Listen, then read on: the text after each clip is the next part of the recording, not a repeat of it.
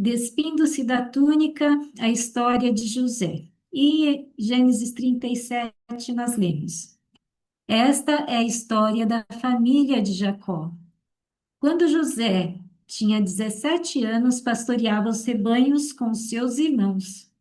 Ajudava os filhos de Bila e os filhos de Zilpa, mulheres de seu pai, e contava ao pai a má fama deles. Ora, Israel gostava mais de José do que de qualquer outro filho, porque ele havia nascido em sua velhice, e por isso mandou fazer para ele uma túnica longa. Quando seus irmãos viram que o pai gostava mais dele do que de qualquer outro filho, odiaram-no e não conseguiam falar com ele amigavelmente. Isso foi problema para José, né? Foi problema para a família. Nós vemos aqui, está dividida em três etapas da vida de José. A primeira seria o José da túnica. A segunda etapa seria o José escravo e na prisão. E em terceiro, José governador, que seria o José dos sonhos. José da túnica. Quais seriam os aspectos positivos e negativos desta fase da vida de José? Bom, aspectos positivos é que ele era escolhido, era o filho da velhice, o filho até um certo tempo, caçula, né? Depois veio o seu irmão Benjamim, mas os dois eram os preferidos e José se destacava como preferido do pai.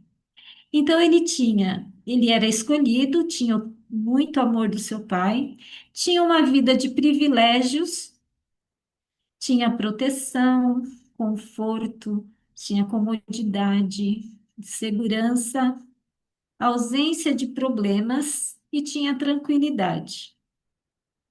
Os aspectos negativos de José ter essa preferência do pai, dele ter recebido essa túnica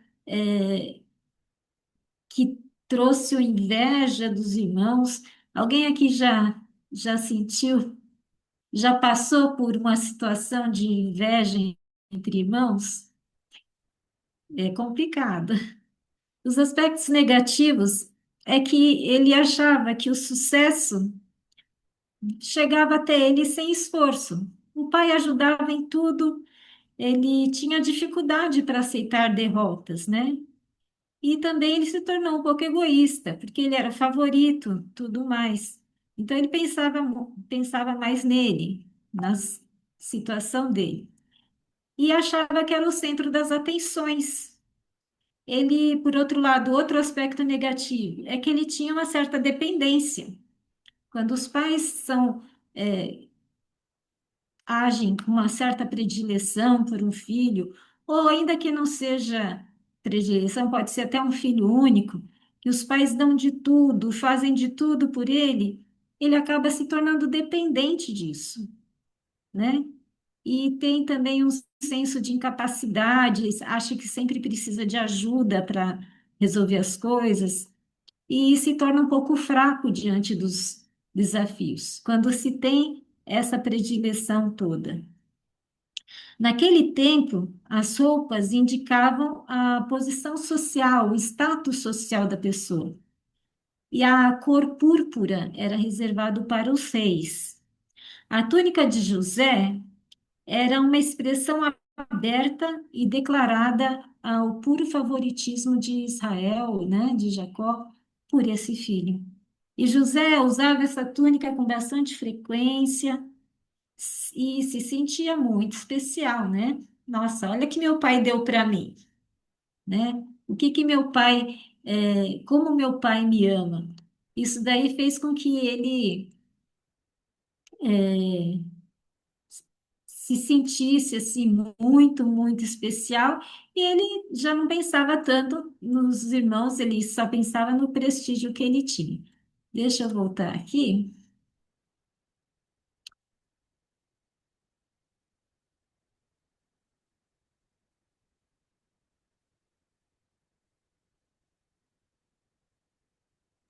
Vou estar O aqui no Cléber, YouTube. era para a gente ver também o que você está.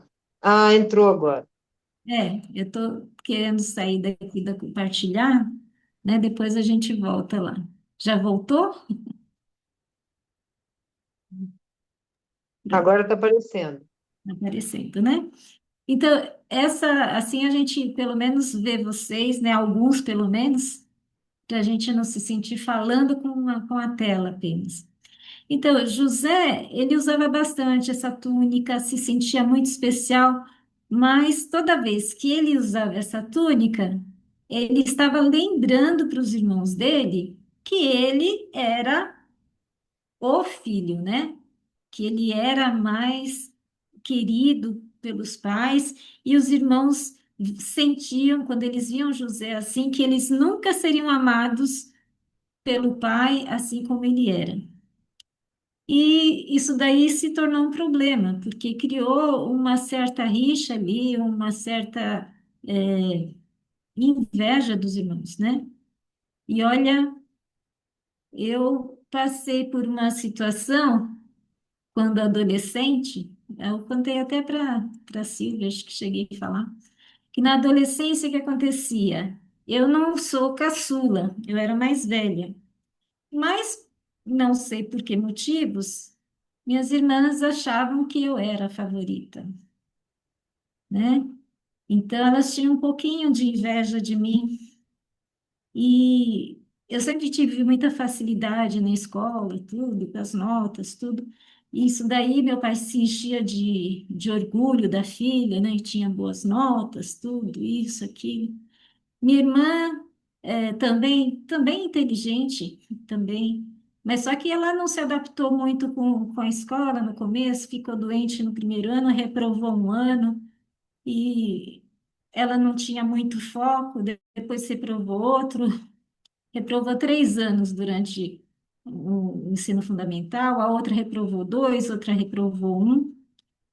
Mas isso daí não é o que mede a inteligência de ninguém. Mas elas ficavam com uma certa dor de cotovelo por causa disso. Eu não estava fazendo nada contra elas, mas ficavam. E essa que era minha segunda irmã, ela ficava com muita inveja. E uma vez, um professor que era professor na escola dela e também era meu professor, ele fez uma referência comparando, né? Fez um elogio para mim na frente dela. Isso daí aumentou tanto a inveja, aumentou tanto o ciúme que ela tinha, que ela nunca me falou nada durante a adolescência toda, mas tudo que eu queria fazer junto com minhas irmãs, eu sempre gostei de trabalhar junto, né, com as pessoas, e tudo que eu queria fazer com elas, vamos cantar, vamos fazer isso, vamos em tal lugar, nunca dava. E eu não entendia por que a gente nunca conseguia fazer nada, mas eu continuei vivendo, a gente estudava em escola diferente, porque eu estava mais adiantada, e isso daí só fiquei sabendo desse mal-estar que elas tinham em relação a mim, quando eu me casei, né? Eu me casei, aí ela veio me pedir perdão, porque eu falei assim, mas por quê? Porque tudo que eu queria fazer, ela não queria e não deixava as outras fazerem. Então, eu passei minha fase de juvenil e adolescente, tendo 3 irmãs, praticamente a gente tinha a idade bem próxima uma da outra, tendo 3 irmãs, eu passei esse período da minha vida sozinha, porque minha irmã tinha inveja, ciúme de mim. Então, a gente vê que quem tem filhos tem que tomar muito cuidado, as pessoas, os filhos, nenhum é igual ao outro, são diferentes, cada um tem os seus pontos fortes, e na hora de demonstrar algum apreço pelas crianças, é preciso fazer com que todas se sintam valorizadas, né? E voltando aqui para a história de José, isso aconteceu, os irmãos tiveram tanto ciúme, só que José estava de boa ali, né? Ele estava curtindo, o favoritismo que ele tinha do pai, e numa época em que os sonhos eram considerados como proféticos, né? Naquela época, até hoje ainda muitos têm essa ideia. Naquela época, os sonhos proféticos, José não ele teve sonhos, ele sonhou, vocês se lembram, né? Dos molhos que foram colhidos, do sol, da lua, das estrelas que se curvavam, e ele não teve o bom senso de guardar aqueles sonhos para si. Com aqueles sonhos, Deus estava, de certa forma, preparando ele para o que iria acontecer depois. Mas ele não estava nem aí com o que os irmãos podiam estar pensando. Ele chegou e falou assim: Olha, o sonho foi contando o sonho, isso aumentou muito a inveja dos irmãos, e nós sabemos o que aconteceu com ele, né? Tentaram matá-lo, depois colocaram lá no poço, por fim das contas entra no segundo estágio da vida de José. José como escravo, né? Nós vemos que o povo de Deus, a família de Jacó, eram poucas pessoas, né? E tinham ainda que se expandir bastante. Lá no Salmo 105, verso 17 a 19, nós vemos que Deus, né, fez com que José chegasse ao posto que chegou. Deixa eu ver se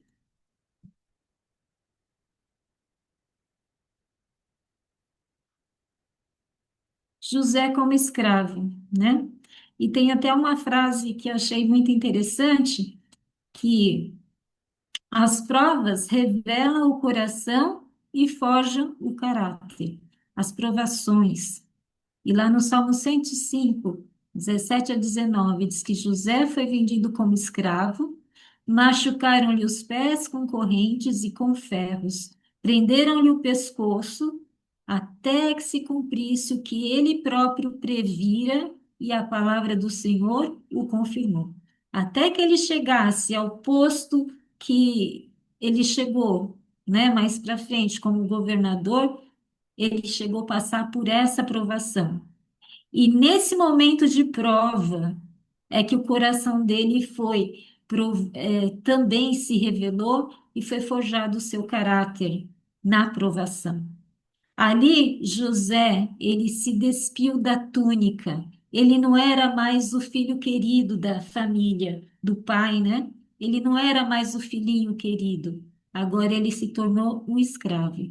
E quando a gente cai na situação dessa de provação, aí nós temos apenas duas escolhas. Nós nos entregamos para a derrota ou nós nos fortalecemos para enfrentar a dificuldade. Nós nos entregamos a Deus para isso, né? Mas nós vemos lá no capítulo 39, o Senhor estava com José, de modo que ele foi um homem próspero na casa do seu senhor egípcio. Este percebeu que o Senhor estava com José e que o fazia prosperar em tudo que ele realizava. O Senhor de José se agradou dele e José lhe serviu. Potifar o encarregou de sua casa e lhe confiou todas as suas posses. Mesmo estando numa situação difícil, como escravo, ele foi parar na prisão. Aliás, ele foi levado como escravo, ainda não tinha chegado ainda na prisão. Estava lá na casa de Potifar, mas tudo o que ele fez, ele procurava fazer com excelência. Ele era honesto, ele era correto, ele era de confiança. Ele fortaleceu ali o seu caráter. Todas as boas coisas que ele havia aprendido de seu pai, ele começou a colocar em prática. E o amor a Deus que ele havia aprendido se fortaleceu ali. Ele não ficou se lamentando, ele não ficou remoendo com raiva dos irmãos, ele simplesmente, ele sabia que Deus o conduziria. Ele se lembrava daquele sonho, do que ia acontecer, e ele confiou que Deus não deu aquele sonho à toa para ele. As promessas de Deus eram visíveis ali através daqueles sonhos, e ele escolheu confiar em Deus. Ele escolheu servir ali naquela casa como servindo o próprio Senhor, né? E por isso ele se tornou alguém especial, alguém que se destacava dos outros, né? E ali o seu senhor, o Potifar, o encarregou de sua casa, confiou todas as suas posses nas suas mãos. Por quê? Porque ele não era qualquer pessoa, ele era de confiança. Aqueles que se despem da túnica permanecem fiéis aos seus valores, mesmo quando tentados a transigir. Então ele deixou a túnica para trás. Ele não ficou lamentando que tinha perdido a túnica. Ah, eu sou filho de Israel. Vocês não sabem com quem vocês estão falando. Não foi essa aqui a conversa de José, né? Mas ele se despiu da túnica e ele escolheu permanecer fiel aos seus valores, mesmo quando a situação não era das melhores. Aí que acontece, veio uma situação de tentação. E essa tentação que apareceu para José, que é muito conhecida, né? Ela se apresentou em três etapas. Primeira etapa, né? Lá em Gênesis 39, 7. A primeira etapa foi uma abordagem direta, não foi nada sutil. A tentação foi assim na lata, né? Aqui nós vemos na passagem. Assim, depois de algum tempo, a mulher de Potifar pôs os olhos em José e lhe disse: Vem aqui comigo. Vem aqui para a cama, deita-te comigo. Não foi uma coisa assim, uma indireta, não jogou verde, ela foi direta, explícita. Então, o primeiro ponto dessa tentação, houve uma abordagem direta. Segundo ponto, a abordagem foi persistente. Versículo 10. Ela falava com José todos os dias. Ele não foi uma vez, todo dia ela insistia, insistia com ele, tentando vencê-lo pelo cansaço. Mas acontece o quê? Que os seus valores, o seu compromisso para com Deus foi mais forte que isso. Cada vez eu creio que ele se apegava mais a Deus para resistir a essa tentação que surgiu. E quando não deu certo ela falar todo dia, houve uma abordagem pela força. Verso 11 a 12. Certo dia, ele entrou na casa para fazer as suas tarefas e nenhum dos empregados se encontrava ali. Ela o agarrou pelo manto, dizendo: Deite-se comigo. Ele, porém, fugiu da casa, deixando o manto na mão dela. Quando ela viu que ele não aceitava o convite dela, ela foi para agarrá-lo. E nisso ele fugiu. Será que quando nós somos tentados, a gente vai achar, alguns acham que fugir de uma abordagem como essa que ele fugiu, ah, você foi fraco. Não, ali que ele foi forte, né? José, ele foi prisioneiro, porém, no verso 21, capítulo 39, o Senhor, porém, estava com José, foi bondoso com ele e fez com que encontrasse favor aos olhos do carcereiro. Por quê? Porque ele foi prisioneiro. Ele foi acusado de ele estar assediando a mulher. Ele foi, ele era tão correto que mesmo Potifar, escutando a mulher dizendo que ele tinha tentado violá-la, que ele que tinha investido contra ela, o Potifar sabia quem era José. Se Potifar não soubesse, José não seria prisioneiro, ele seria morto, porque era uma coisa que se ele tivesse feito mesmo, era para ele ser morto. Mas, como a mulher estava falando, foi aliviado, não foi morto, mas ele foi prisioneiro, mas ele não estava ali sozinho, porque ali na prisão Deus esteve com ele e ele encontrou favor, né, aos olhos do carcereiro. Nesse processo, nós vimos lá no Scott Peck, é um escritor que diz que é nesse processo de encontrar e resolver problemas que a vida acha seu significado. Só os problemas nos fazem crescer mental e espiritualmente. Esse é o motivo pelo qual os sábios aprendem a não temer, mas a aceitar os problemas, bem como a dor que os acompanha. E ele também ele encontrou um sentido e um propósito no sofrimento e na provação. Ele sabia que Deus estava com ele. Se aquilo estava acontecendo, havia alguma razão que, embora ele não conhecesse, ele cria que Deus estava conduzindo tudo. Quando a gente não tem essa certeza de que Deus está conduzindo tudo, qualquer dificuldade é motivo para reclamar. Tem gente que fica reclamando, reclamando de uma coisa, de outra, e nada tá bom para ela. Mas quando ela sabe que tudo tem um propósito, a postura dela muda. E José chegou, nós sabemos, né, que lá na prisão, Deus deu a ele condições de revelar os sonhos daquele padeiro e daquele copeiro, e após algum tempo ali na prisão, ele vê o cumprimento de seus sonhos. Deus o conduziu ao posto de governador do Egito, uma das civilizações que até hoje todos que estudam história se maravilham diante daquela civilização. E José esteve ali à frente como governador,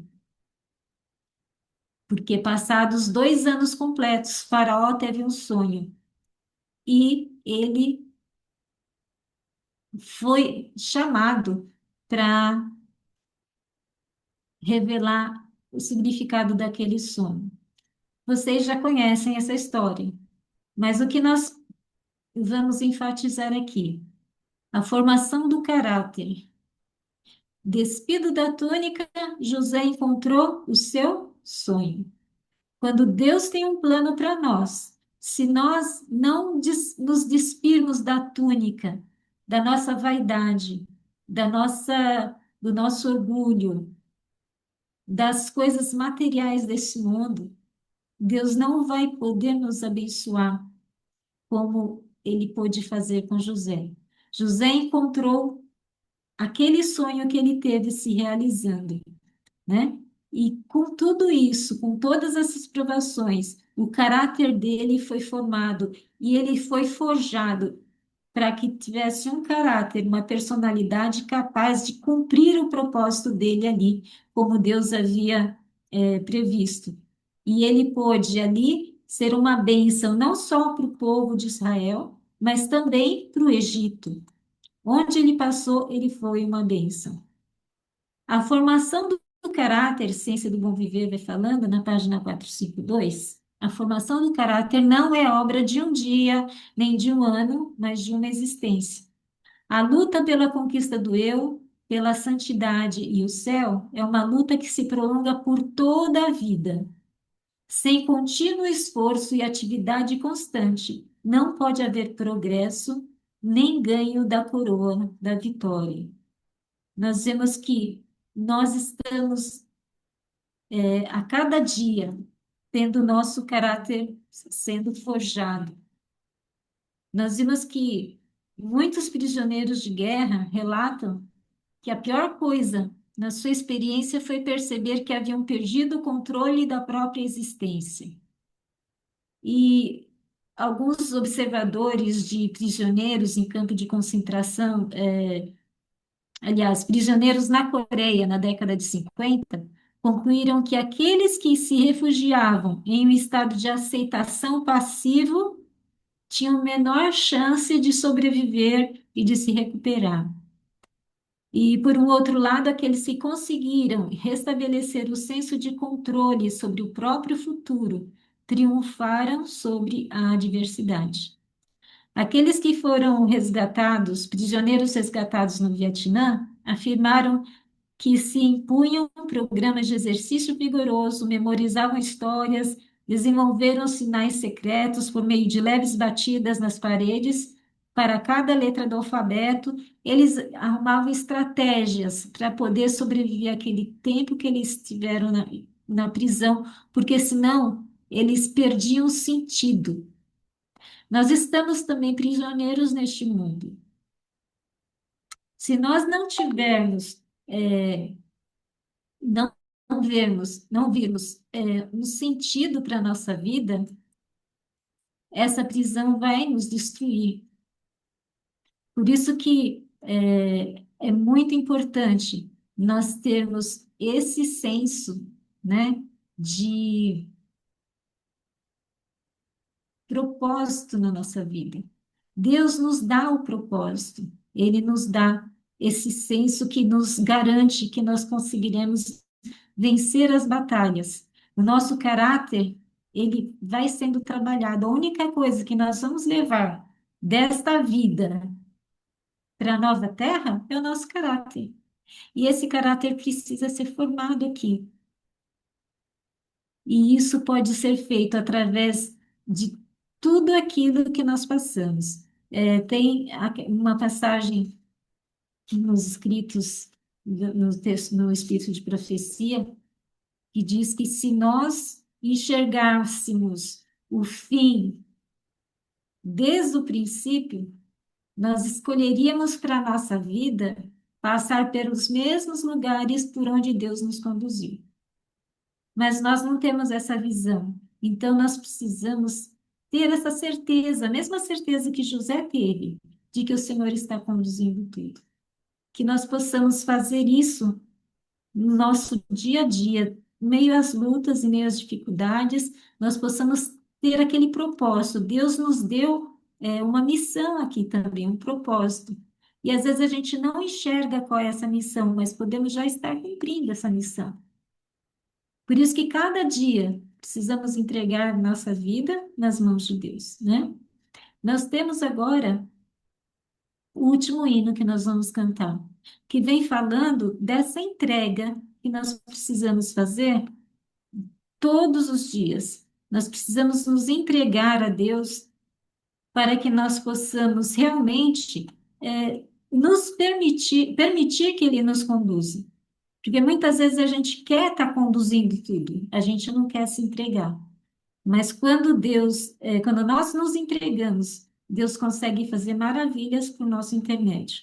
Então vamos cantar juntos, convido a todos que cantemos, o Marco vai colocar aí, para que nós cantemos esse hino e depois será feita a oração.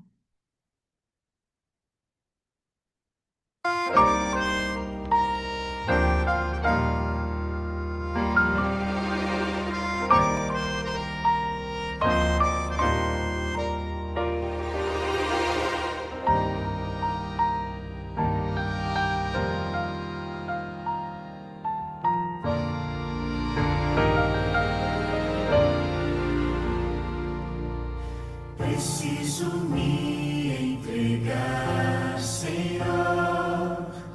Preciso a ti me entregar.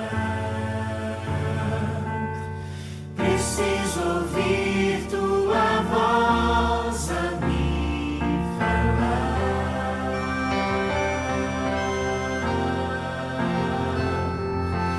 Não tenho nada a te oferecer. Somente um coração impuro e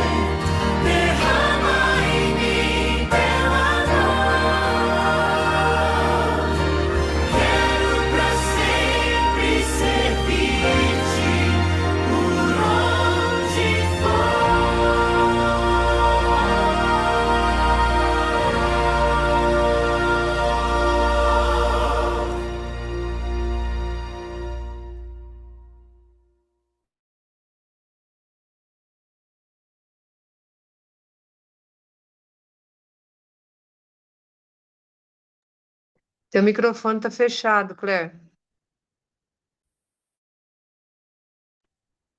Então, convido a todos que acompanhem a oração agora.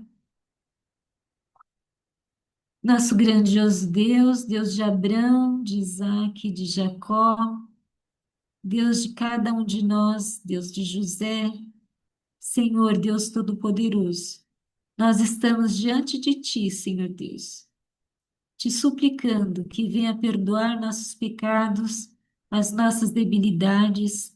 Perdoa, Senhor Deus, quando nós nos escondemos atrás de túnicas, Senhor Deus.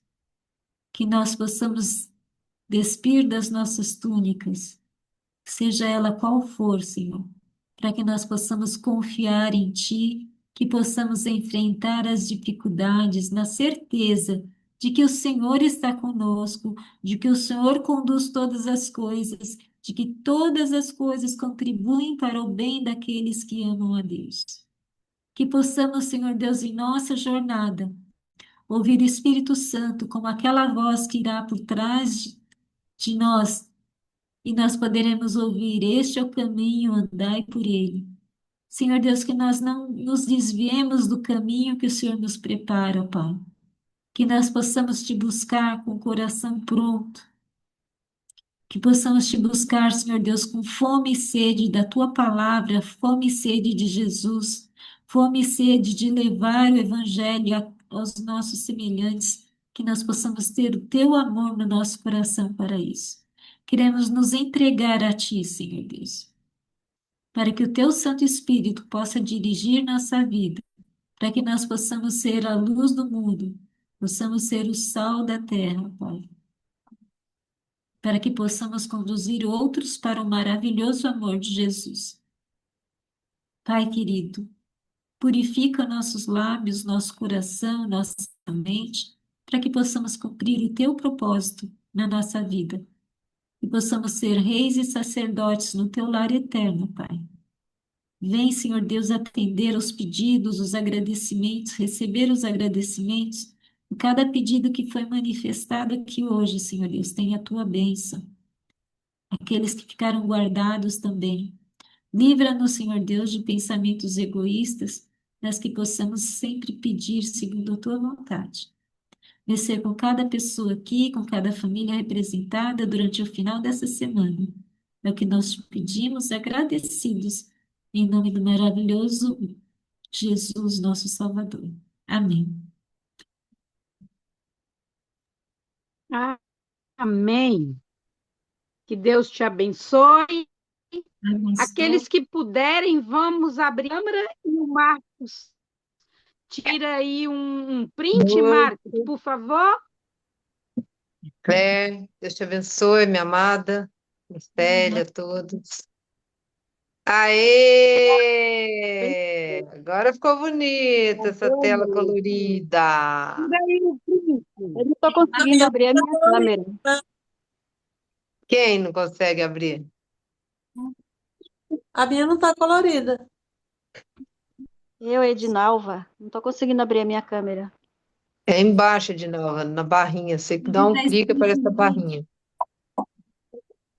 Que barrinha, Silvio? Embaixo, assim, a hora que você clica aí onde tá as câmeras, aparece uma barrinha embaixo que tem uma câmerazinha e um microfone. Abriu? Sim. Aê, garotada. Cadê a Rita? Cadê a Rita? Aí, Adinal. Oi, Heitor. Boa noite. Oi, Heitor. Coração. Beijo. Tirou um print? Estou aqui de câmera fechada. Vocês ficam à vontade. Boa Linda noite. mensagem, irmã. Tchau. Você tirou um print? Realmente, muito bonita, muito inspiradora. Deus abençoe a Deus todos. abençoe. Não, Marta.